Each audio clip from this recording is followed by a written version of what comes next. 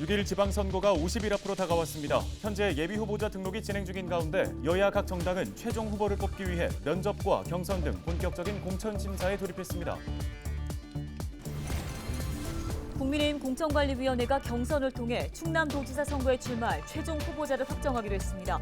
김동완 전 의원과 김태흠 의원, 박찬우 전 의원 등 3명이 경선을 치를 예정입니다. 지방선거를 앞두고 우리 지역 단체장 선거 표심을 살펴보는 기획보도. 오늘은 진보의 수성이냐 보수의 탈환이냐가 최대 관심사인 태안군수 선거를 살펴봅니다.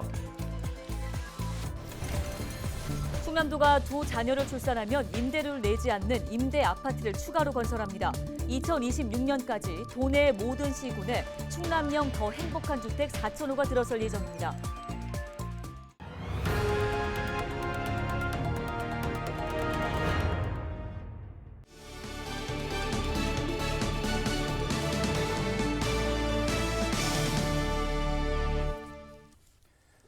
시청자 여러분 안녕하십니까? 헬로티비 뉴스입니다. 오는 6월 1일 치러지는 제8회 전국 동시지방선거가 이제 50일 앞으로 다가왔습니다. 우리 지역을 위해 일할 충남도지사와 15개 시군의 시장 군수를 비롯해 도의원과 시군 의원을 뽑게 됩니다. 네, 현재 예비 후보자 등록과 각 정당의 공천 심사가 진행 중인데요. 취재 기자를 전화 연결해서 자세한 내용 살펴보겠습니다. 정선영 기자, 충남도지사 선거 상황 어떻습니까? 네, 12일 기준 도지사 예비후보에 모두 4명이 등록했는데요.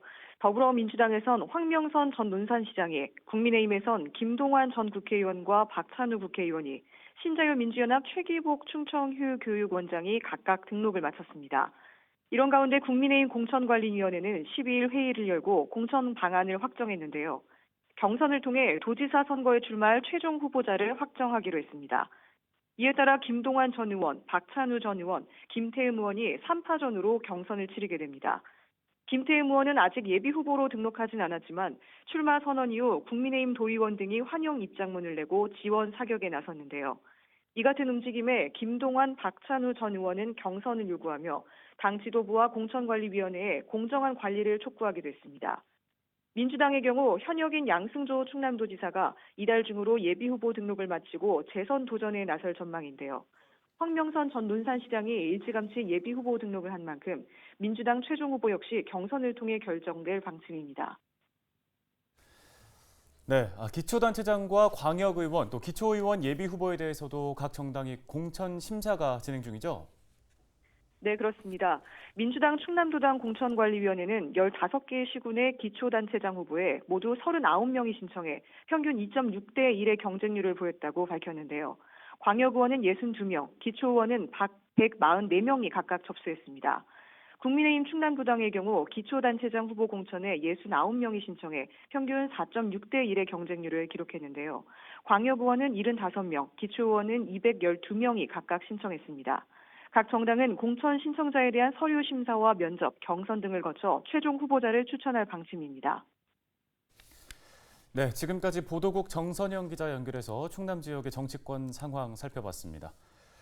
6일 지방선거를 앞두고 충남방송이 지역별 표심을 살펴보는 기획보도를 이어가고 있는데요. 오늘은 태안군 순서입니다. 네, 태안군수 선거는 진보 진영의 수성이냐, 보수 진영의 탈환이냐가 최대 관심사로 떠오르고 있습니다. 한범호 기자입니다. 역대 군수 선거를 보면 태안은 보수 성향이 짙습니다. 그동안 8차례 치러진 선거에서 보수 진영이 6차례 승리했습니다. 민선 1기와 2기엔 보수 정당인 자유민주연합 소속 윤영상 후보가 잇따라 당선됐습니다. 3기와 4기에도 민심은 보수 진영 출신인 진태구 후보에게 향합니다. 민선 5기엔 무소속 김세호 후보가 군수직에 올랐지만 선거법 위반으로 9개월 만에 낙마했습니다. 이후 치러진 재보궐선거에선 자유선진당 소속으로 나선 진태구 후보가 삼성 군수의 영예를 안았습니다. 보수 진영의 강세는 6기에도 이어집니다. 새누리당 한상기 후보가 무소속 가세로 후보를 제치고 당선의 기쁨을 누린 겁니다. 득표율 2.81%포인트 차이의 치열한 접전이었습니다. 하지만 4년 뒤 열린 리턴 매치 결과는 정반대. 더불어민주당 가세로 후보가 자유한국당 한상기 후보를 득표율 10.79%포인트 차이로 앞서며 첫 진보정당 소속 군수가 됩니다. 지난 지방선거에서 민주당은 태안 지역 도의원과 군의원 선거에서도 압승을 거두며 파란을 일으켰습니다. 하지만 이런 흐름은 이후 선거에서 다시 뒤바뀝니다. 2년 전 총선에서 미래통합당 성일종 후보가 선택을 받은 데 이어 지난 대선에서도 국민의힘 윤석열 후보가 민주당 이재명 후보와 16%포인트가 넘는 득표율 차이를 보이며 가장 많은 지지를 얻은 겁니다. 보수 진영은 기세를 보라 군수직까지 탈환하겠다는 의지인 반면 진보 진영은 정권 견제론을 내세우며 군수직을 사수하겠다는 각오. 이런 가운데 인구 감소 지역으로 지정된 태안은 지역 경제 활성화가 최대 현안으로 꼽힙니다. 기업 도시와 안면도 관광지 개발, 석탄 화력 발전소 폐쇄에 따른 대책 마련 등에 대해 후보들이 어떤 차별화된 공약을 내놓을지 이목이 집중되는 상황. 또 태안군은 태안읍과 안면읍 선거 인수가 전체의 절반이 넘는 만큼 읍 지역 표심의 향방도 전체 판세에 영향을 미칠 전망입니다. 헬로티비 뉴스 한보호입니다. 다음 소식입니다. 충남도가 두 자녀를 출산하면 임대료를 내지 않는 임대 아파트를 추가로 건설합니다. 양승조 충남도지사는 12일 기자회견을 열고 충남형 더 행복한 주택 2.0 추진 계획을 밝혔습니다. 먼저 금산읍 상옥지구를 시작으로 2026년까지 도내 모든 시군에 4,000호를 건설할 계획입니다. 입주 대상은 도내에 주소를 둔 무주택 신혼부부나 예비 신혼부부, 만 18세에서 39세 이하 미혼 청년 등입니다. 임대료는 지역의 임대주택 시세 등을 고려해서 결정하며 금산의 경우 70제곱미터 기준 보증금 6천만 원에 월 12만 원입니다. 입주 한 자녀를 출산하면 임대료의 절반을, 두 자녀를 출산할 경우 전액 지원해 줍니다.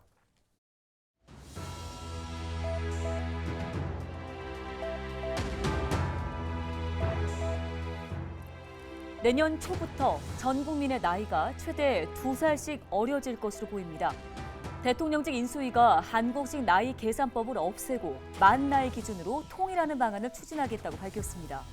현재 우리나라는 출생하는 즉시 한 살로 시작하면서 매년 1월 1일 한 살씩 증가하는 나이를 사용하고 있는데요. 이 때문에 국제 표준인 만 나이와 달라 한국식 나이로도 불리기도 합니다. 만 나이 계산법은 출생 당시 나이를 0세로 보고요. 출생일로부터 1년이 지날 때마다 한 살이 증가하는 방식입니다. 실제 일상생활에서는 만 나이를 사용하지 않지만 법 조항이나 행정 업무 등 공적인 영역에 사용이 되고 있기 때문에 일부 국민들이 혼동을 하는 경우도 있습니다. 인수위에 따르면 모 기업체에서 임금 피크제 적용 연령으로 규정된 56세의 기준을 두고 6년 넘게 법적 분쟁이 이어진 사례도 있었는데요.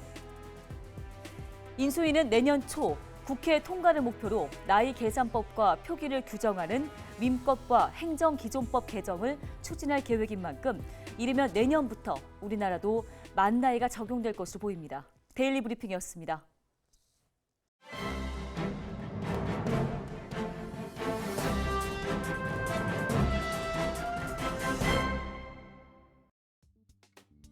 신문브리핑 충청투데이 기자입니다.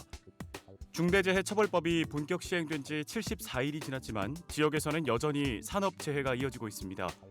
10일 대전 소방본부에 따르면 9일 오후 2시 42분경 대전 중구 선화동의 한 주상복합 아파트 공사 현장 1층에서 콘크리트 타설 도중 바닥이 붕괴되는 사고가 발생했습니다. 이날 사고로 작업 중이던 노동자 4명이 지하 1층으로 떨어져 발과 다리 등에 부상을 입었습니다.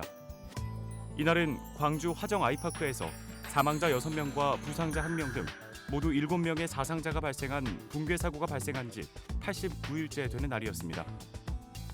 앞서 지난 1월부터 산업재해로 인한 사망사고 등 중대재해에 대한 사업주의 책임을 강화하는 중대재해처벌법이 본격적으로 시행됐지만 지역 산업 현장에서 근로자 사망사고는 여전히 이어지고 있습니다. 지난달 31일에는 충남 부여 롯데리조트에서 시설관리업체 소속 근로자 A씨가 5궤 고압 수변전실에서 감전돼 숨지는 사고가 발생했습니다. 지난 5일에는 지난달 충남 당진 대주중공업 당진 공장에서 사다리 추락 사고로 병원에 이송된 협력업체 소속 근로자 B씨가 치료를 받던 도중 사고 한 달 만에 사망한 것으로 전해졌습니다. 두 사고는 모두 사망자가 1명 이상 발생해 중대재해처벌법 적용 대상으로 현재 고용부가 사고 경위와 중대재해처벌법 및 산업안전보건법 위반 소지에 대한 조사를 진행하고 있습니다. 근로자 사망 등으로 이어진 중대재해 사고가 잇따르면서 지역에서는 현장 안전 시스템을 기업과 지자체가 함께 구축해야 한다는 목소리가 나오는데요. 산업 현장 안전 확보를 위한 기업의 능동적인 선제 조치도 중요하지만 이를 뒷받침하는 지자체의 지원이 함께 이뤄져야 한다고 지적하고 있습니다. 신문 브리핑이었습니다.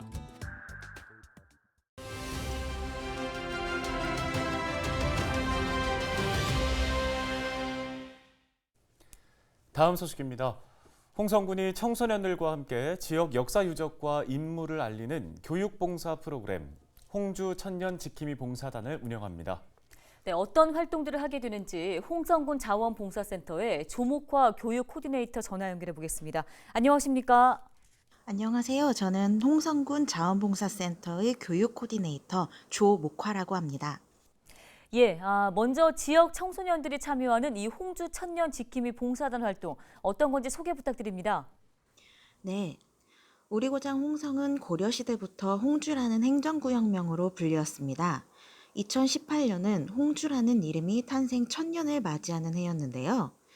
홍주 천년 지킴이 봉사단은 지역 내 청소년 자원봉사자들이 주축이 되어 홍성의 자랑스러운 천년 역사와 인물을 지키고 알리는 활동을 합니다.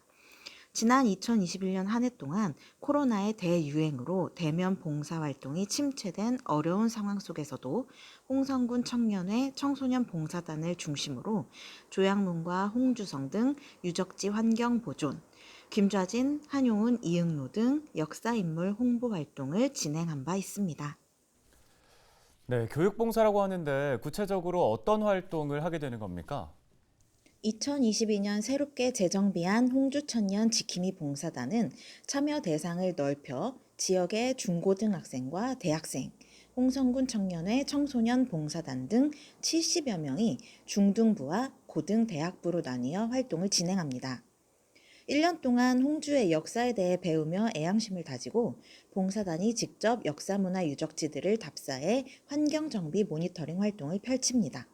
이에 더해 학생 참여형 교육봉사까지 범위를 확장시켜 역사인물을 주제로 한 그림자 연극 영상을 제작해 지역의 아동시설에 배포하고 SNS를 통해 홍보하는 등 홍주천년의 역사 알림이 역할을 수행할 계획입니다. 예, 끝으로 그럼 이런 활동들을 통해서 기대해 볼 수 있는 효과는 어떤 것들이 있을까요? 홍성의 역사교육과 답사를 통해 지역 청소년, 청년들에게 생생한 역사 현장의 체험 기회를 제공하고 문화유적지 정화활동, 교육봉사가 융합된 다채로운 프로그램 운영으로 자원봉사의 시야를 넓힐 수 있기를 기대해 봅니다. 첫 봉사단 활동을 마친 한 학생은 교과서에서는 배울 수 없는 우리 지역의 역사를 알고 직접 현장을 보게 되어 정말 설렌다면서 폭넓은 역사 체험에 대한 기대감을 드러내기도 했습니다.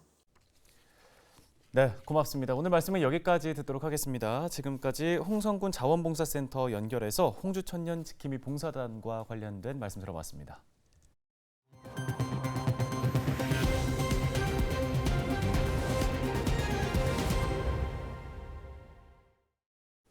전국 보건소가 신속 항원 검사를 종료함에 따라 충남교육청이 거점형 PCR 검사소를 확대 운영하기로 했습니다. 교육청은 코로나19 검사의 편의성을 높이기 위해 기존 검사소 외에도 서산과 당진, 아산 등 세 곳에 있는 교육지원청에서 거점형 PCR 검사소를 추가 운영한다고 밝혔습니다. 검사소는 확진자와 접촉했거나 코로나19 증상이 있는 학생과 교직원이 이용할 수 있습니다. 홍성군이 정부 방침에 따라 11일부터 보건소 선별진료소의 코로나19 신속항원검사 운영을 중단합니다. 군은 최근 확진자 감소 추세를 고려해 보건소 인력을 재배치하고 재택치료 환자 관리에 집중하겠다고 밝혔습니다. 신속항원검사를 희망하는 군민은 동네 병의원을 이용하면 되는데요. 60세 이상이나 의사 소견 보유자, 자가검사 키트 양성자 등 검사 우선순위 대상자의 경우 현행대로 보건소 선별진료소에서 PCR 검사를 받을 수 있습니다. 이와 함께 정부 방침에 따라 재택치료자도 외래진료센터 7곳에서 사전 예약을 통해 대면 진료를 받을 수 있습니다.